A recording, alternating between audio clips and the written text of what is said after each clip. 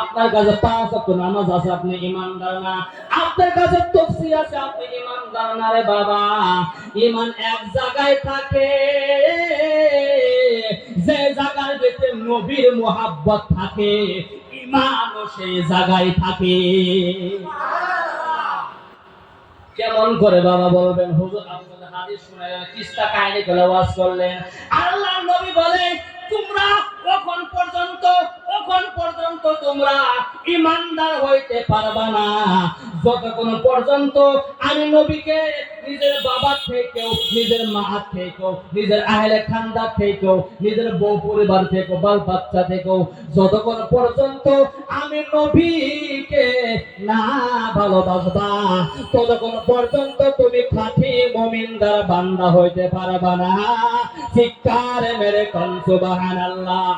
লা ইউমিনু আহাদুকুম হাত্তা আকুনা আহাব্বা ইলাইহি মিন ওয়ালিদিহি ওয়া ওয়ালাদিহি ওয়ান নাসি আজমাইন। জোরে কোন সুবহানাল্লাহ। এই হাদিসের দ্বারাই বোঝা গেল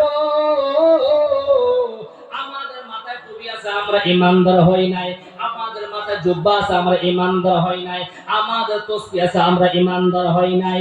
ঈমান হলো নবী মুহাম্মদুর রাসূলুল্লাহর মুহাব্বতের জায়গায় হয়েছে ঈমান। জোরে কোন সুবহানাল্লাহ। মদিনা ঈমানের বাড়ি, ঈমানদারের ঠিকানা।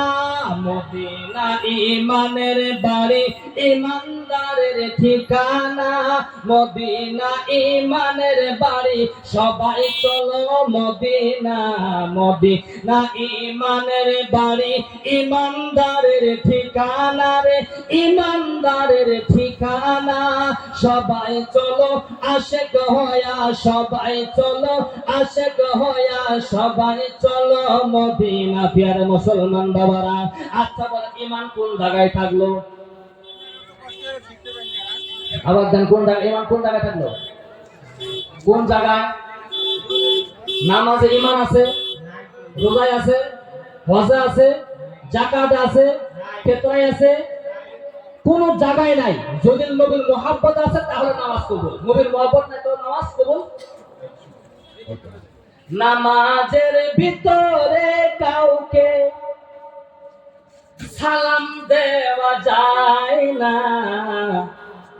নামাজের ভিতরে কাউকে সালাম দেওয়া যায় না। নবীকে সালাম না দিলে নামাজ তো বাই হয় না। কথা কোন ঠিক কিনা? আবু জাহেল মার্কা মানুষ নবীকে চিনে না। আবু জাহেল মার্কা মানুষ নবীকে চিনে না। নবীকে সালাম না দিলে নামাজ তো বাই হয় না। নবীকে সালাম না দিলে নামাজ তো বাই হয় না। ও প্রিয় মুসলমান, তাহলে এই গজলের দ্বারাই, হাদিসের দ্বারাই বুঝাই দিলাম যে 1 নম্বর ঈমানটা হলো নবীর মুহাব্বতের ক্ষেত্রে। কথা কোন ঠিক কিনা? ও প্রিয় মুসলমান বাবা, আপনাদেরকে হাদিস শুনাইলাম, কোরআন শুনাইলাম রে বাবা। হাদিস দিয়ে বুঝাইলাম যে নবীর ঈমানের ভিতরে হলো, নবীকে মুহাব্বতের জায়গায় হলো ঈমান। এখন কিন্তু আপনাদেরকে আমি কোরআন দিয়া দলিল দিতে পারি নাই। এখন কোরআন দিয়ে শুনুন প্রিয় মুসলমান। কিচ্ছা কেন ওয়াজ আমি বর্ণনা করতে চাই না রে বাবা। কোরআন যদি আপনি ওয়াজ শুনেন, ওয়াজ শুনলে কোরআন হাদিস দিয়ে শুনবেন। কোরআন হাদিসের বাহিরে কোনো ওয়াজ শোনা যাবে না। যাবে না? কিরম ওয়াজ আছে বাবা? এক বাবার কাহিনী, এক বাবা কিস্তা জোড়া দেবো, এক হারার 5 গুণা দেবো, বাবার কাহিনী। কোরআন নাই, হাদিস আছে না? নাই? আছে, আছে। কোরআনও নাই, হাদিসও নাই। এক জায়গায় এক বক্তা ওয়াজ করছে, বাবা আমার এত বড় আল্লাহর ওলি, দিনে রাত্রে 5 মুঠা করে বিড়ি খায়। জনতা কিন্তু বোঝা নাই, কইছে সুবহানাল্লাহ। হে কি হলো? বিড়ি খায় তাও সুবহানাল্লাহ। বিড়ি খায় তাও সুবহানাল্লাহ। এরকম ওয়াজ কর। ওয়াজ শুনবেন, কোরআন দিয়ে শুনবেন। কোরআন হাদিসের বাইরে কোনো ওয়াজ চলবে না রে বাবা। আজকে নেটের জামানা, নেটের ইন্টারনেটের জামানা। আমি হাদিস দিলাম যে নবীর মুহাব্বতের জায়গায় ঈমান। আপনার দলিল পাইছেন না নাই? আমার দেন দলিল পাইছেন না নাই? সহিহ বুখারীর হাদিসের দলিল এটা। এখন কোরআন শুনেন। কোন ব্যক্তি আছেন হাদিস মানেন না, বলেন জয়ীফ হাদিস এটা, চ্যাপ্টার বাদ দিলাম, কোরআন দিয়ে শুনেন। আল্লাহ বলেন ইয়া আইয়ুহাল্লাযীনা আমানু ওয়া আমিনু বিল্লাহি ওয়া রাসূলিহি জোরে কোন সুবহানাল্লাহ। ও প্রিয় মুসলমান, আল্লাহ বলেন ও ঈমানদাররা, তোমরা আবারও ঈমান নিয়ে আসো।